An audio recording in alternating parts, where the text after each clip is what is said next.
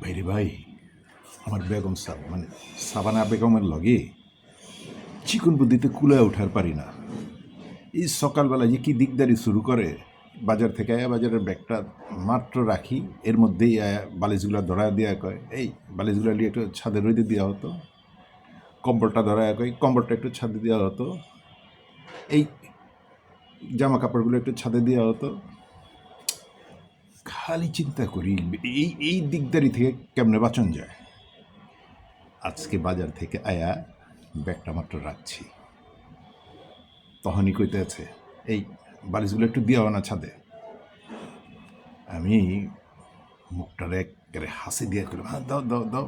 এই লিফটে তো দেখলাম অঞ্জনা ভাবিরে ছাদের দিকে যেতে আছে, একটা থ্রি পিস যে পড়ছে না ম্যাসেন্ডা কালার, এত চমৎকার লাগতেছে অঞ্জনা ভাবিরে।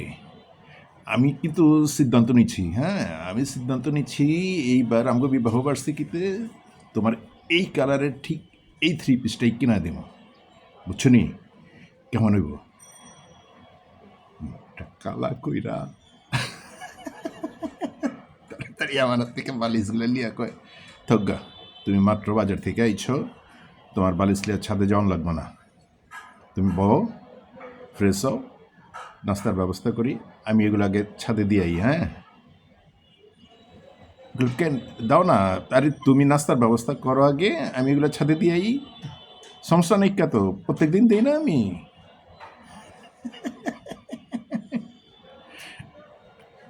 আবার কয় থাকা, তুমি প্রত্যেকদিন কষ্ট করো, একদিন আমি করি না, অসুবিধা কি?